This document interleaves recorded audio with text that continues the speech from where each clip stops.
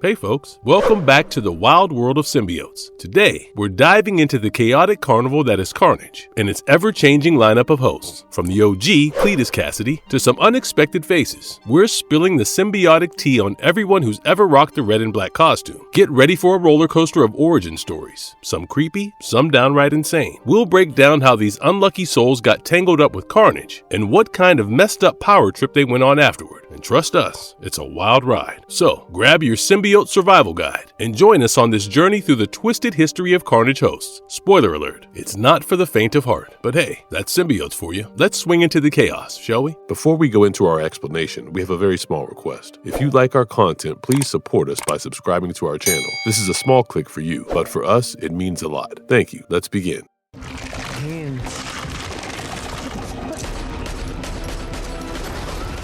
Carnage Cassidy. Alright, buckle up, because we're diving into the messed up origin story of the OG Carnage, Carnage Cassidy. Picture this, a bat crap crazy serial killer, Cassidy, locked up in Rikers with 11 life sentences hanging over his head. Now, imagine Venom, Eddie Brock's symbiote, about to pop out a baby symbiote because of Thanos and his Infinity Gem quest. Brock's Venom bounces, leaving the 999th symbiote spawned behind. Guess who catches it? Yeah, our boy Cassidy. The symbiote latches onto him through a gnarly cut on his hand, mixing with his blood like a freaky alien smoothie. Boom! Carnage is born, a black and red monster on a killing spree that lasts for months. Cassidy, now Carnage, is all about that chaotic life. He leaves a message saying Carnage rules at every crime scene, just to let everyone know who's boss. And get this, symbiotes are like alien chameleons, soaking up the vibes of their first host. So, with Cassidy's bloodthirsty background, it's no wonder Carnage is all about the massacre. This duo is a match made in psycho heaven, and they're not apologizing for it anytime soon.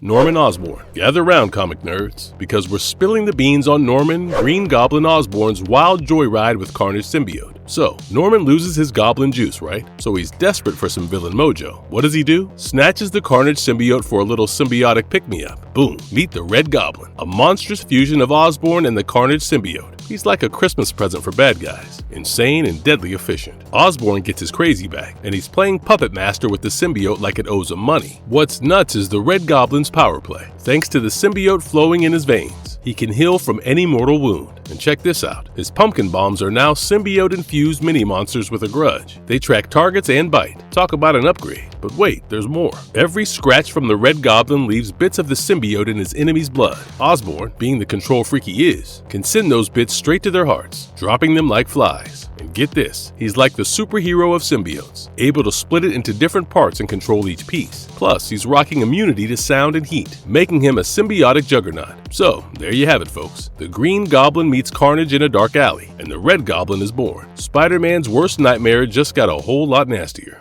Normie Osborne. Okay, so picture this family drama gone completely bonkers. Normie, the poor kid, gets snagged by the Red Goblin. Spider-Man tries to be the hero and protect him, but of course, Norman Osborn is hot on their heels. Here's where it gets nuts. Norman decides to spice things up by tossing some Carnage Symbiote and Goblin formula into the mix. Boom, Normie turns into Goblin Child, with daddy issues on a whole new level. Jealous of his half-bro, ticked off at his pops playing favorites, Normie fully embraces the symbiote craziness. But hold up, there's a plot twist. The kid soon realizes Spidey isn't the bad guy. It's the grandpa pulling the puppet strings. Cue a family showdown. Normie, now not so keen on being the Goblin Child, takes on Norman. He gets mad and almost slices the kid. But in a surprising turn, Normie breaks free from the symbiote's grip and hugs it out with his dad. But here's the kicker. Some bits of the Carnage Symbiote are still hanging out inside Normie. Alchemax swoops in, extracts part of it, and stashes it away for study. They even use some fancy machine to yank out the leftover symbiote goo from Normie. Guess what happens next? That excess goo gets absorbed into a symbiote mashup, and Venom slurps it all up.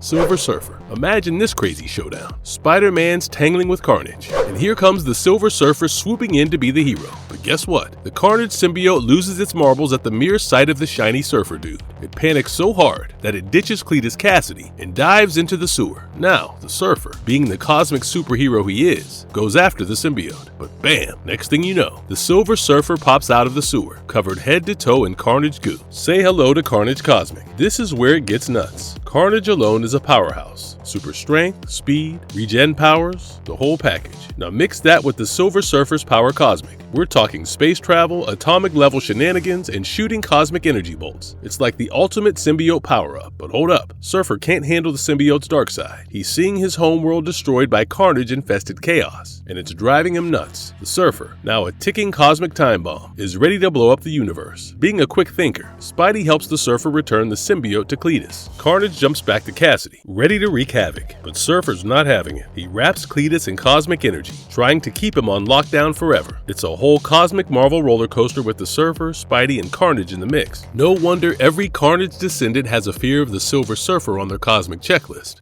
Eddie Brock. Alright, so Eddie Brock's back in the symbiote blender, and this time, it's Carnage crashing the party. He thinks he's gotten rid of the red and black chaos after merging with Venom, but nope, a little piece of Carnage survives. He's a sneaky little bugger, isn't he? Suddenly, Eddie's wrestling with his own mind. Carnage is playing Puppet Master, trying to turn Brock into a one-man wrecking crew. Cletus Cassidy's crazy thoughts start to take over, and before you know it, Venom is on the Carnage Express, all aboard the crazy train. But Eddie's got some serious symbiote history. If it was anyone else, they'd probably be a goner. But Brock's not ready to be Carnage's plaything. Lightning strikes. Cue superhero separation moment. Carnage and Venom go their separate ways, but not before Carnage hijacks Eddie. Now, most folks would be toast at this point, but not Eddie. The Venom symbiote got some flight left. It battles back, helping Eddie reject the Carnage invasion before it can turn him into a full-blown maniac. So, what does Eddie do? He ditches Carnage on a desert island like a bad date and makes a run for it. That's the Brock special. Symbiote drama, island escapes, and a whole lot of alien mind games.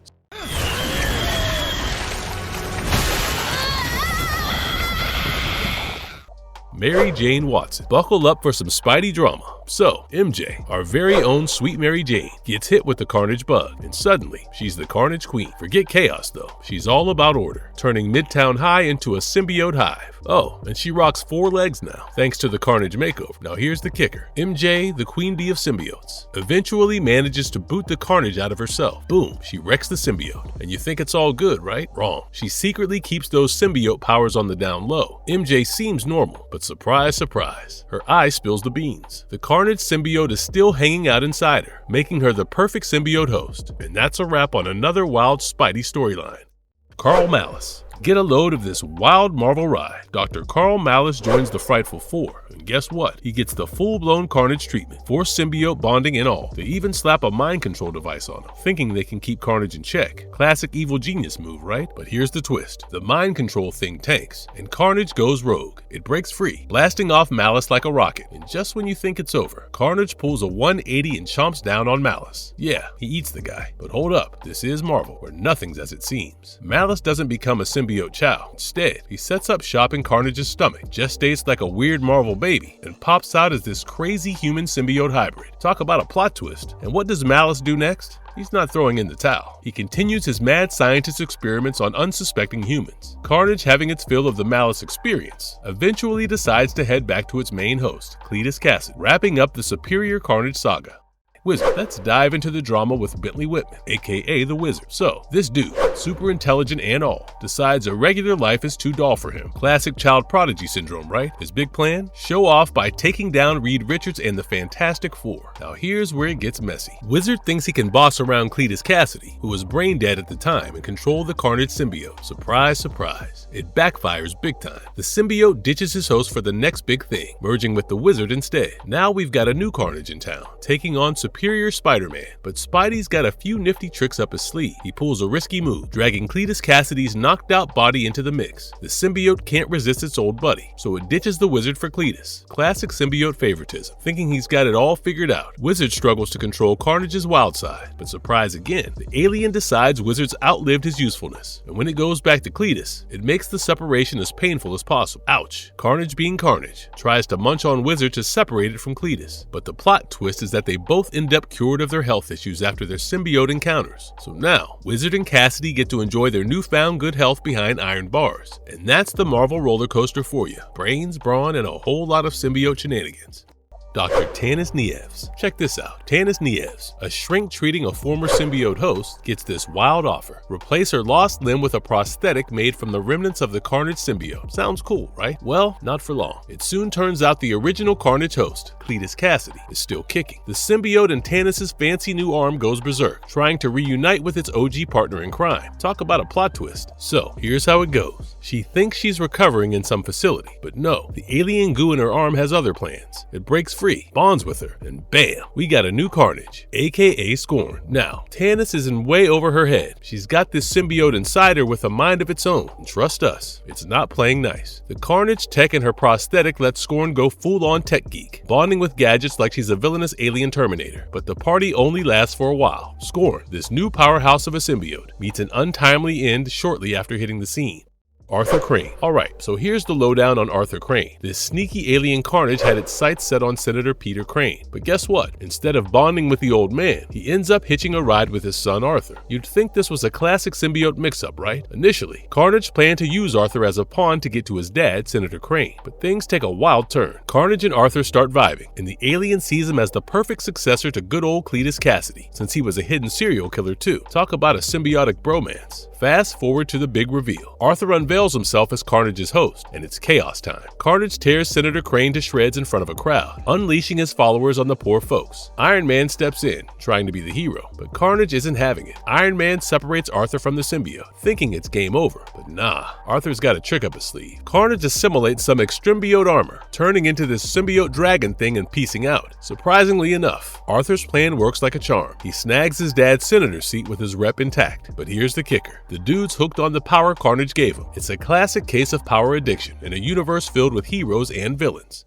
Jon Jameson. Let's talk about Jon Jameson, son of the bigwig Daily Bugle boss, J. Jonah Jameson. Being an ex-Air Force officer and astronaut, this dude's no stranger to adventure. Life's been one crazy ride for him. So it goes like this. Jon's doing the security gig at Ravencroft after his brief stint as a werewolf, keeping an eye on none other than Cletus Cassidy, the OG Carnage. But in a twist of fate, Carnage decides to hitch a ride on Jon during a botched escape plan. Now chaos hits the city, and our heroes are scratching their heads because they thought Cassidy was still behind bars. It turns out the symbiote is playing hide and seek every night, using Jon to burst out of Ravencroft and find a new host. Spider-Man's on the case, trying to figure out who's the Carnage imposter causing a ruckus. What's wild is Jon's whole personality gets pushed to the back seat during this symbiote joyride. The intense will of the Carnage symbiote takes over, and Jon's left clueless about the mayhem he's causing. Ultimately, the Carnage symbiote ditches Jon for a more powerful host, namely Spider-Man. Benji Parker. Hold on to your hats for this Spidey family drama. So, Carnage, the troublemaker that is, decides to drop by Peter Parker's place for a little revenge mission. Classic villain move, right? But here's the kicker. Carnage kidnaps Peter and Mary Jane's baby boy, Ben. Yeah, the tiniest, cutest Carnage ever. Picture it. Baby Benji Carnage causing chaos. Adorable yet terrifying, right? So, Peter shows up with the big guns, ready to use his sonic weapons to deal with Carnage. But when he sees his own baby boy caught up in the symbiote mess, he freezes. Now it's Baby May to the rescue. She steps up, takes the shot, and frees Ben from the Carnage clutches. But here's the twist. Ben comes out of the symbiote ordeal with a loss. He's deaf. Doctors are trying to figure out if it's permanent, but Ben, being the trooper, is still his happy self. But wait, there's more. Thanks to the symbiote exposure, baby Ben starts developing his own spider powers at turbo speed. This kid's crawling on ceilings and spinning webs before he can even walk. Talk about an early start on the superhero game. So there you have it. Spidey's family dealing with a pint-sized Carnage, a heroic sister, May, and a baby with some serious spider mojo. Just your usual day in the Parker household, right? Carla Unger. Brace yourselves for a Carnage roller coaster. So, Superior Spider-Man does some sciencey stuff and sends bits of Carnage goo to Morse laboratories for study. Enter Dr. Carla Unger, innocently working with a sample when BAM! Carnage goo jumps into her eye. Talk about a creepy microscopic surprise. Now, Carla gets this rage-inducing call from her hubby, and that's the catalyst. The symbiote senses her anger, dives into her through the left eye, and boom, she's a Carnage puppet. Fueled by rage, Carla heads home, feeling off. Carnage takes over, and she brutally kills her own husband. Yeah, Carnage really does not mess around. Then she goes on a rampage at the lab and makes a pit stop at a gas station, and it seems like things are going south. But hold up, here's the twist. Carnage isn't really feeling this whole Carla vibe. Its true goal? Reuniting with its favorite host, Cassidy. So when it finds a new host, Carla bites the dust. Carnage plays the long game, munching on her from the inside out to grow bigger. And with a new host in tow, it finally heads for Cassidy, leaving Carla in its chaotic wake. Talk about a symbiote soap opera. It's just another day in the wild world of Carnage, and its twisted path back to its OG host. Great White Shark. Hold on to your hats, folks, because Carnage's saga just took a wild turn. So, our very friendly neighborhood symbiote gets ditched on a desert island, feeling all abandoned and vengeful. It's itching to get back to civilization, team up with a new host, and dish out some payback. Now, Carnage is so desperate that it decides to tag along with the greatest predator in the deep. Yeah, a great white shark. Picture this. Carnage, the Red King of Darkness, cruising the ocean depths in shark form. Terrifying, right? But here's the kicker. Venom, that other symbiote troublemaker, decides to rain on Carnage's aquatic parade. Venom's horde of symbiote sharks attacks our red friend, and Carnage's red form gets dispersed like blood underwater. Talk about a gruesome ocean showdown. Seems like the end of Carnage, right? Well, don't go counting him out just yet. Carnage has this knack for bouncing back when you least expect it. The ocean depths might have put a dent in his plans, but something tells us we haven't seen the last of the Red Chaos. Stay tuned for more symbiote drama, folks.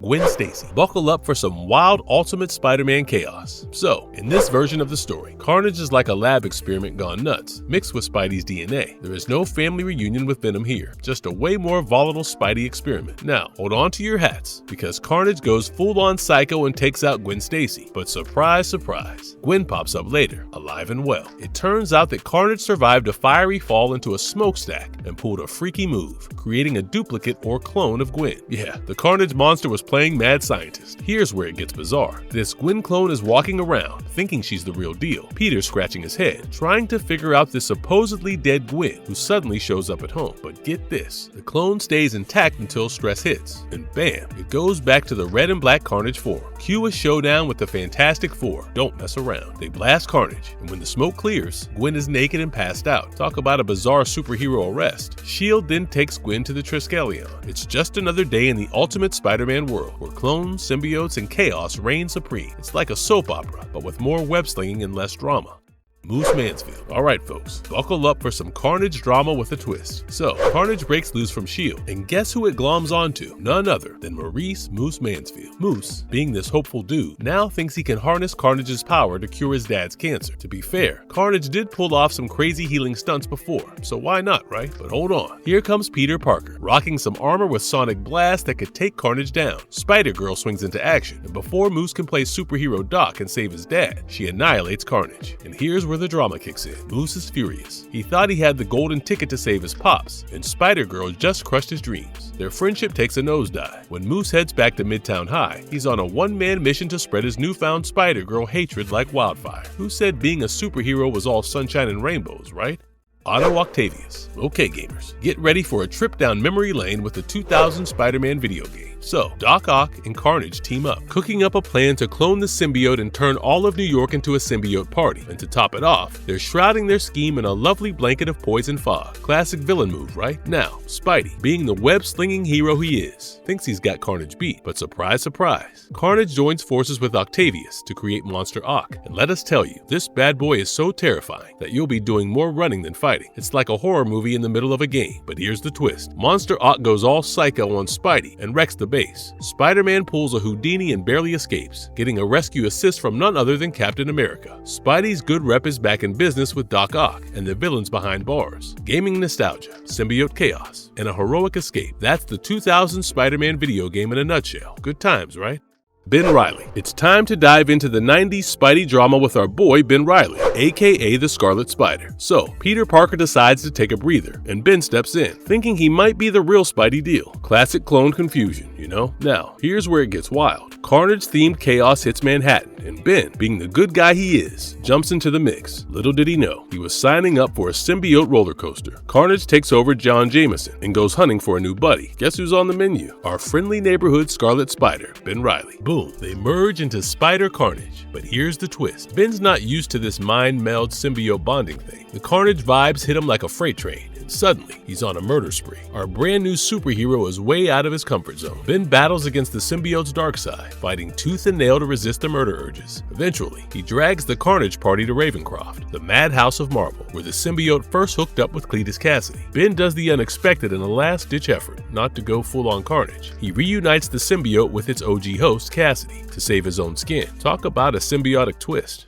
Marvelous verdict. Well, Carnage aficionados, we've dived deep into the twisted world of symbiotes and their hosts, from Cletus Cassidy, the OG Psycho, to the unexpected, like the Red Goblin, and even a Carnage Shark. We've seen it all. These hosts didn't just wear the Carnage suit, they became walking nightmares with a taste for chaos. Whether it's Cletus bonding in prison, Norman Osborne turning into the Red Goblin, or even Mary Jane becoming the Carnage Queen, each host brought their own brand of insanity to the symbiote party. Some fought against it, like Eddie Brock battling for control, while others, like Dr. Ock, took on the monstrous mantle willingly. The Carnage saga is a wild ride of destruction, redemption, and unexpected alliances. So, buckle up, Carnage fans, because in this symbiote circus, chaos is always on the guest list. Stay tuned for more symbiote shenanigans, and until next time, keep it red and black. And if you liked our content, don't forget to leave a like and subscribe to us if you haven't already. Have a good one and be safe. Thanks, everyone.